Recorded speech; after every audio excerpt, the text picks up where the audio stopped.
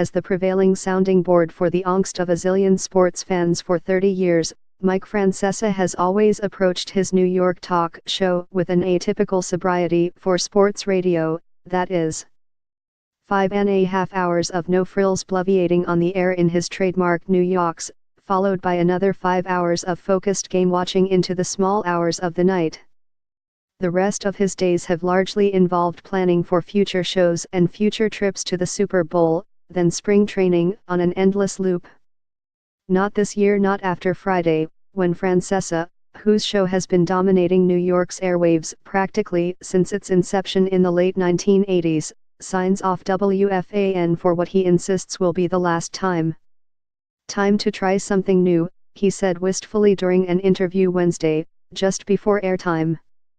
A football Monday without Francesa ranting and ruminating seems almost unfathomable to many listeners.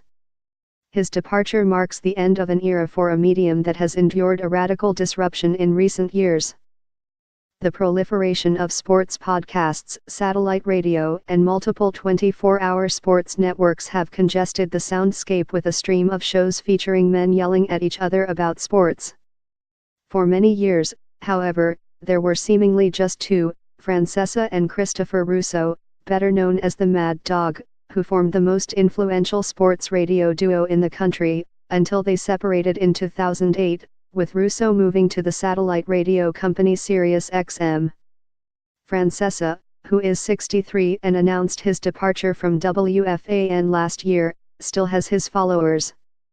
His show remains at the top of the ratings among men aged from 25 to 54 in the market, attracting over 1.1 million different listeners per week, according to figures from Nielsen.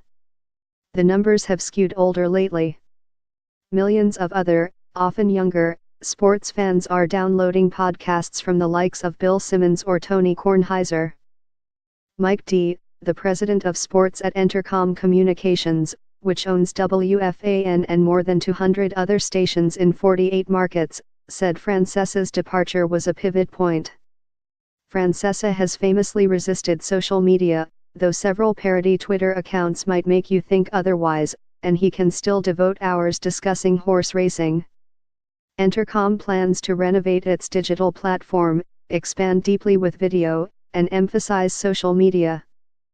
Chris Oliviero, Entercom's executive vice president of programming, said the company was increasing its focus on attracting a younger audience, perhaps by broadening the traditional definition of sports talk to include mixed martial arts and esports.